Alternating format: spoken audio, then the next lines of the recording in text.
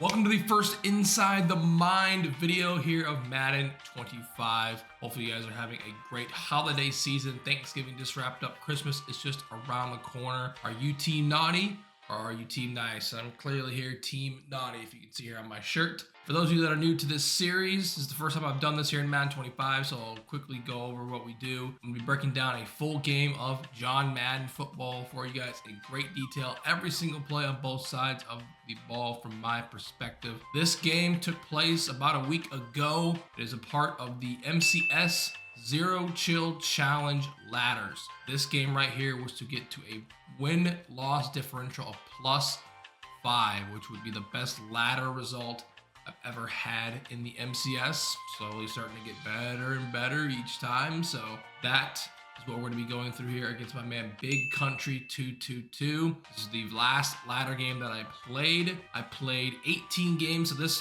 whole tournament here, this Zero Chill Challenge tournament, had 2 weekends worth of ladders. This was the final weekend. I believe this is on Sunday. Maybe it was Saturday. I'm not entirely sure which day this was last week, but it was sometime a week ago, and it was to get to the +5, the win-loss differential. So without further ado, this is going to be a rather long video. I'm going to be breaking down a lot of things here for you guys, so here we go.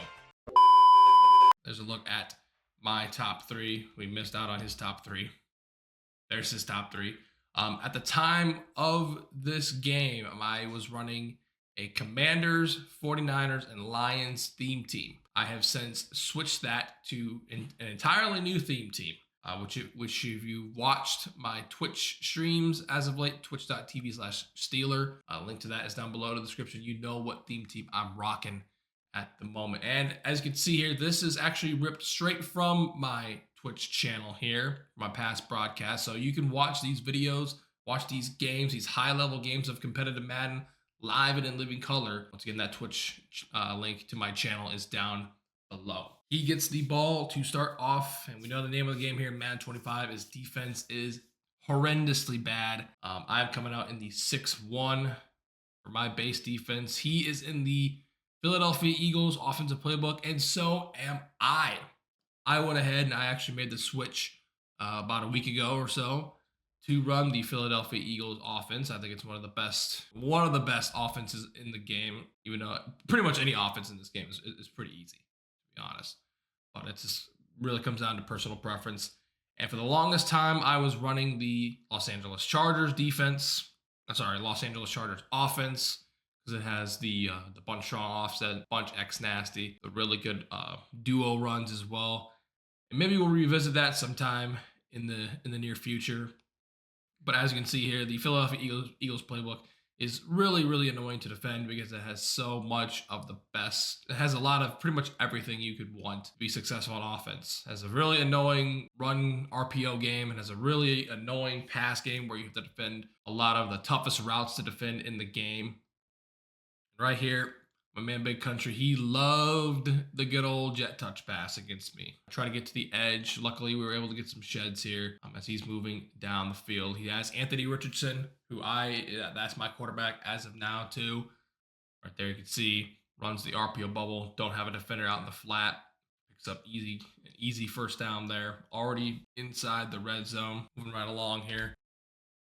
RPO once again, he hands it off. I did hard flat there on the left that time, so I was able to play it. And I'm trying to run the 6-1 defense where I get the free rusher up the middle here. This A-gap rusher, when you engage with the center with your user, which right here I have Fred Warner, you're able to get this defender in free sometimes. And right there, kind of unfortunate right there. If I had lurk artist, that's an interception. But Malcolm Rodriguez does not have lurk artist, so he just goes off his hands. So very unfortunate that we could have had a potential pick 6 there, at least an actual interception, and we were not able to do that because we don't have lurk artists, and linebackers can't catch a cold in this game. So right here, 3rd down and 12, big play right here early on in this game. He checks it down underneath to Icky Woods, the AKA limited running back there, who I recently just stopped using, and he's one of the best running backs still in this game. He's an absolute hoss. And we hold him to 3, which is absolutely huge in this game on defense. It's really hard to get stops, and we just got a big stop there inside the red zone. And obviously, the red zone, as we know, is the dead zone, and it has been for years here in Madden. So this is my first game. I believe my first game that I ran Eagles. I only ran Eagles for literally this game. This game, all the rest of the games that I played on these ladders for this tournament where it was in Chargers. So we're both running the same offense. He's running a little bit different than I am. I'm audibling around a little bit more. He's only running mainly 2 formations. Right here, trips tight end flex. Doesn't need much explanation here. One of the most annoying formations to deal with in the game. And he came out in the double mug. And right there, that's the reason why. That tight end short post, one of the most annoying routes, one of the best routes in the game, one of the most annoying routes to defend in this game. It's really hard to guard with any sort of man or zone. It's really hard to switch stick and guard it as well, because if you do that, you're going to give up underneath stuff. That's right there, run. Currently my favorite play in the game, and that is the cheat flat X post. You couldn't see there because my face was blocking it, but that is the base play that I come out in at pretty much every single play, because it is basically like motion Y post. It pretty much is the same thing. Right here, George Kittle. Man, this has been the best George Kittle card I've ever used. Absolutely amazing card. We don't have the full George Kittle yet. We'll probably get him soon, though, because that card is a little bit better than the Kittle that we're using here. He is running the double mug defense, which has been popular all year, but he's running it a little bit different than the usual. Instead of trying to blitz heavy, he's mostly playing, I think it's like send 4, shade down, which is starting to become relatively popular. So you don't have to. I don't really have to worry about the blitz as much. I mean, sometimes he'll mix it up right there. You sit at 5. We check it down underneath on the table route to Icky Woods. One little thing about table routes this year that you might not know is that they suck. Right there, you see that animation happens a lot where it's just a really bad animation. Right here, we stem George Kittle down, get a weird tackle animation there where I get prevented from scoring. So we're at 1st and goal at the 1. But yeah, once again, Texas routes from the running back this year, nowhere near as good as they've been, because you get really bad animations. You have to get really lucky to get a really good animation on a table route. Right here, we motion in our wide receiver, and it ends up working. Kind of almost blew up on my face there, but we get in the end zone on our first drive, and we go up 7-3. Gets the ball back here. These are 5-minute quarters, all Madden. So as we know, game management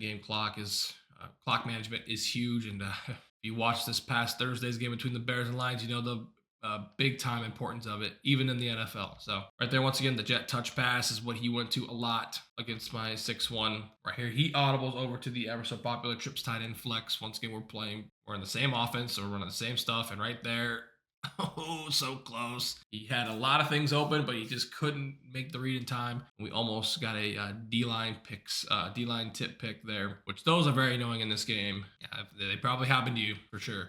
They've happened to me a ton. Right here, 3rd and 5, literally 1 second left on the play clock here. Trying to get that blitz to work.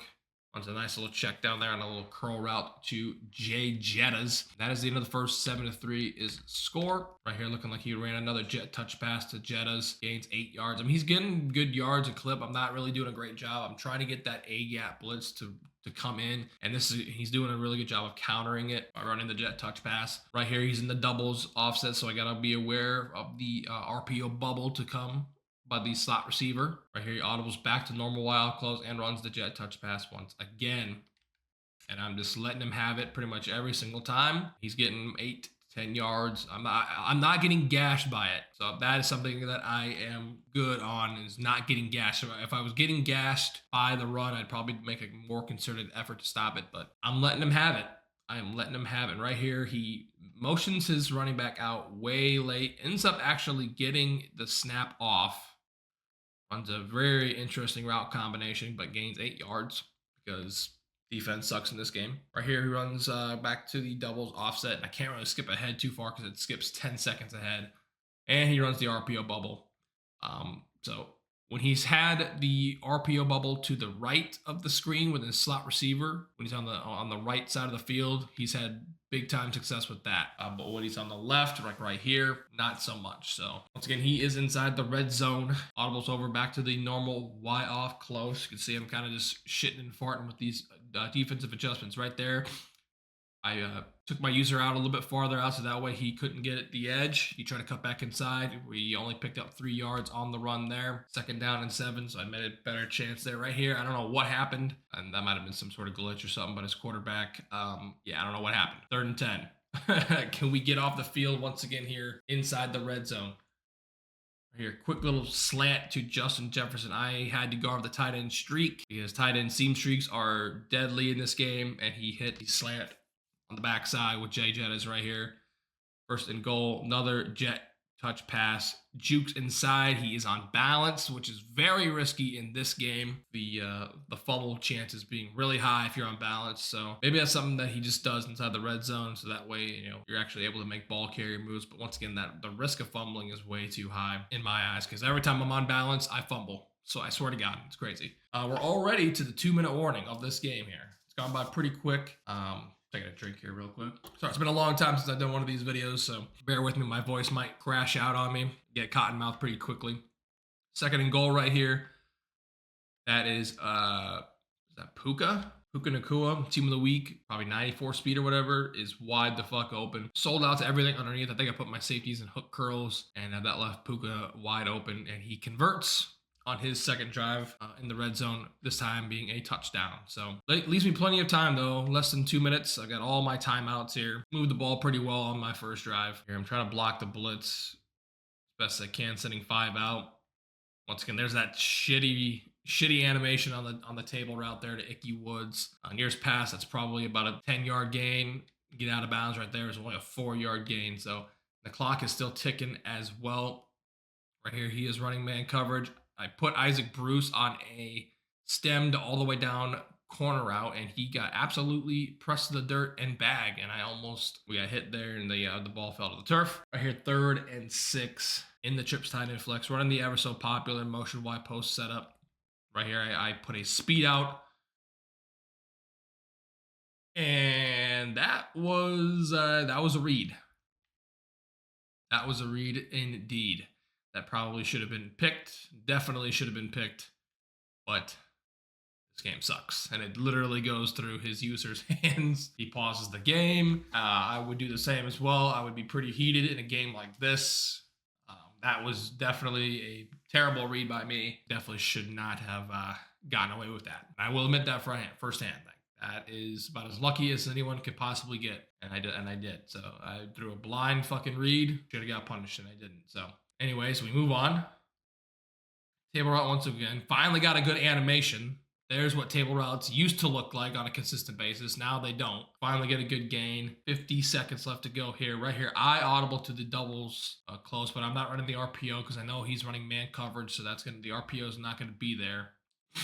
And we get screamed at by good old JJ SWAT. So I'm going to burn one of my timeouts here. 2nd down and 15. Looks like I'm going to the play Wise Sail, and it is completely bagged. That play is not good against man. He was running a lot of shade down man. So 3rd down and 15 here. What are we going to draw up? We audible over 2 trips, and he burns a timeout for me. Okay, interesting. I actually appreciated that timeout because I don't know what I was going to call right here. George Kittle. Another close read, another very dangerous read. But once again, it's in this game, the sharp outbreaking and in-breaking post routes are the best routes in this game. They obliterate man coverage.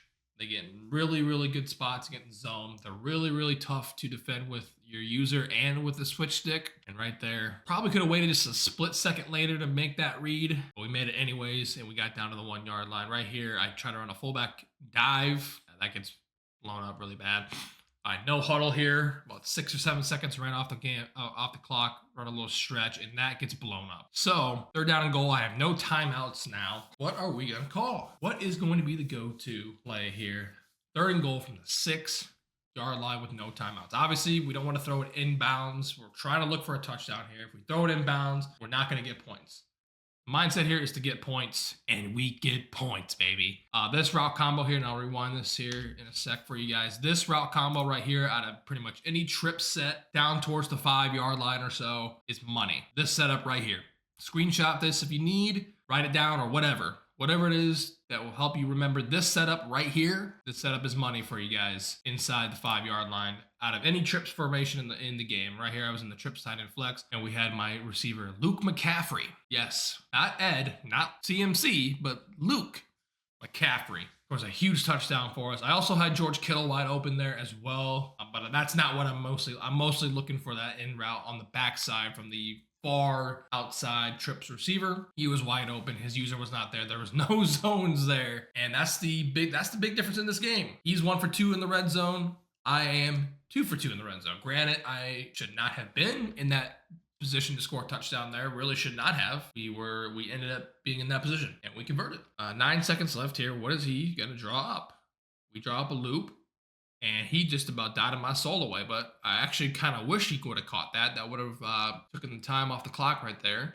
So now he gets a chance to have one more play and we just ended up sacking him. So that is the end of the first half. We are up by 4 and we get the ball to start the second half. That is huge. We cashed in big time there at the end of the half. Start the second half with the ball. Obviously right here, we're looking to get a touchdown and make it a 2-possession game. 2-possession leads in this game are huge. Right here, does a great job bagging. We hit the drag route a little bit late in the progression.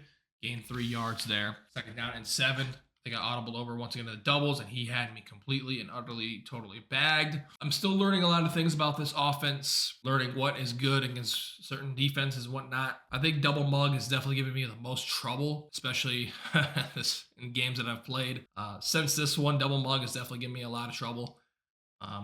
Right here, we hit the post route over the middle of the field. His user was a little bit too late to it, and we are managing now 4th and 4. So this play is huge for him to get off the field. It's huge for us to keep the drive going. Right here, we run the play PA snag, which once again has another sharp breaking post route, and he sends the dogs. George Kittle beats Kirby Joseph on the corner route,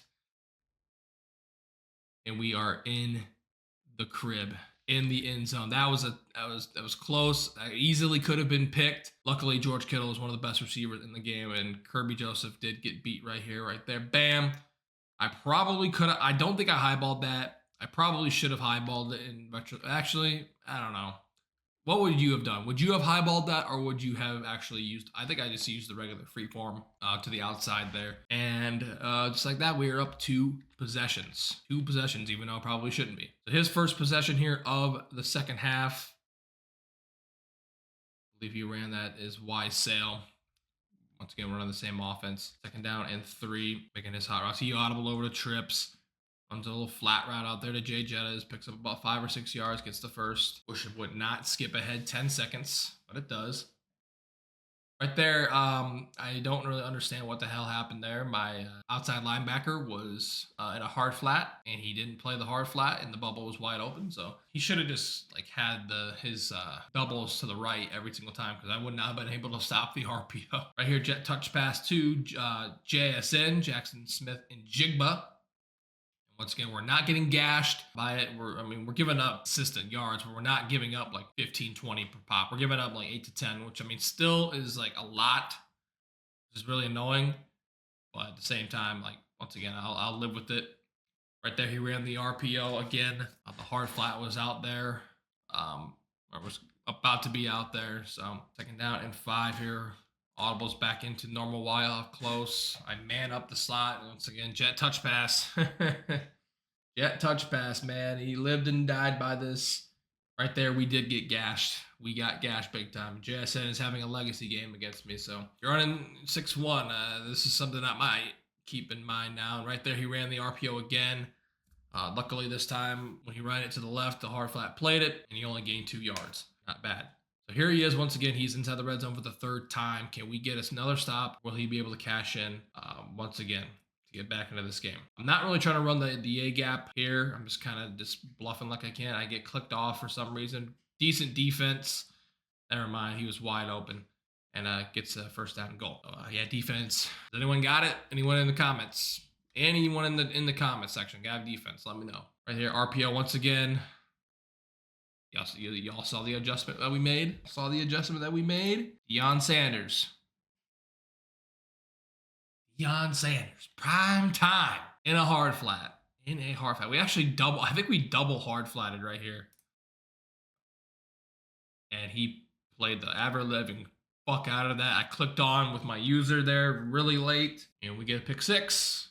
And this game just gets flipped on a 10, and we go up 28-10. Once again, I'm pretty fortunate to be in this spot. But once again, it just comes down to the red zone in this game. It really freaking does. In a game where you guys are like, you're both playing pretty similar, a nip-tuck ball game, it really just comes down to who executes better in the red zone. And unfortunately, he has not executed very well. Like he's going to get, I actually ran 3-4 odd on this play. Kind of just wanted to get him out of here. And 3-4 odd is... it's really good or it's really bad. It's really, it's only like if you give up so 3-4 odd is really you get a sack every play or you get, whatchamacallit every play. It's either you get a sack or you give up a touchdown. There's like really no in between. It's kind of crazy. I've been running a little bit of 3-4 odd as of late as well, kind of just mixing in a lot of my defenses. And that is the end of the third quarter. Put your fours up 28-10. Good guys. Once again, I've been mostly running 6-1. That's my main defense as of now. I mix in 3-4 odd when I feel like I want to. I run a little bit of the dime 1-4. I'm in the Minnesota Vikings defensive playbook. I probably should have said that at the start. I'm in the Minnesota Vikings defense. I think it's the best in the game. Right there. 50-50 ball gets dropped. Second down and 10 once again, and he's in the red zone. This time he blocks the running back and picks the pressure up pretty easily. Nice little speed out to Puka Nacua. And speed outs, man. Speed outs are another back-breaking route that are just so freaking good in this game, man. Really, the only way to defend a speed out in this game is like to completely sell out, put like a cloud flat over there, or switch stick to it. And right there, he finally converts in the red zone with a little bit of the, with the RPO. And right here, he is going to kick his field goal. Still a 2-possession game, though, so we have to be wary of that. All right, so here we go. Fourth quarter just started. George Kittle. You tell we like going to George Kittle. His 7th catch for 180 yards in this game. Once again, another sharp breaking corner route. It's just so good in this game right here. I audible over to an inside zone. Actually get some pretty decent blocking there. I ended up only gaining a yard. Running along here. Back into the trips to the trip side and flex. Trying to set up protection for this blitz. Right here, I run a little bit of a different setup or a different play. George Kittle wide open on a drag route. He just really did not adjust too much out of his man coverage. He mostly ran a lot of stock man, which is something that in Chargers I could obliterate stock man. In this offense, once again, and George Kittle's just wide the fuck open there. Right there, he actually ran zone. In this offense, I'm definitely still learning how to beat man. Maybe right there, he just didn't man up George Kittle at all. Yeah, George Kittle having a monstrous game. Monstrous game for my man, the people's tight end, George Kittle. Right here. Kind of a shitty route combo. Gained 9 yards, though, on a QB scramble. I had crossing route and in route and then a backside slant route. So a lot of stress over the middle of the field. Wasn't the greatest route combo. Right here on this play, and we get absolutely screamed at. So good defense by him. 3rd and 10. Obviously right here, trying to take as much clock as we possibly can. Getting points is essential. Don't turn the ball over, things like that. Keep this game out of reach. Right here, I'm just going to run a basic cheat YX flat play, and George Kittle is wide open. That motion over flat is so good. Against double mug because they have to run flats out there. He tried to switch stick to it, but my man, I believe that's Isaac Bruce in the slot. Isaac Bruce, Niners legend, went out there and he basically kind of boxed out his switch stick, and we were able to get a first down. So that was huge. And once again, George Kittle is just, the tight end is just like, I definitely need to upgrade at tight end. And right here, I hit him with a little bit of his own medicine. The good old jet touch pass. And we score with Isaac Bruce. Damn, that is crazy. And that is how this game comes to an end. He had been running it all game long, and I decided to run it once, and we score, which is hilarious. And that is how we get the job done. We got the job done. Honestly, a lot of these games come down to 1 or 2 plays, right? Where it can change the complexion of this game. And that play where I probably should have thrown an interception to him definitely changed the complexion of this game, because he had the lead. He would have gotten the lead. He probably would have extended the lead. He probably would have been up 2 possessions, and I would have had to fight and scratch and claw my way back into this game. But that was not the case. We were able to score. We were able to make the most of our red zone opportunities. He was not, and that's the difference in the ball game. Just a couple of key plays determines the outcome of these games, and that is it for this game. So I hope you guys enjoyed it. If you want to see more content like this where I break down games, done plenty of them here on the channel. Once again, this is the first I've done for Madden 25, so I'll probably do a few more here as we go on throughout the Madden 25 cycle. Hope you guys enjoyed the video. If you really liked what you see here, be sure to leave a thumbs up and subscribe to the channel. Hit that bell icon for all of the notifications that come to your sub boxes and whatnot. And if you want to see me play these games live, these MCS games, I play for free on my Twitch channel, which is linked down below, twitch.tv/Steeler, and there's an X in front and in back. Thank you guys for tuning in. Hopefully you guys have a great rest of your morning, evening, or afternoon, whenever you're watching this, and we'll see you in the next one.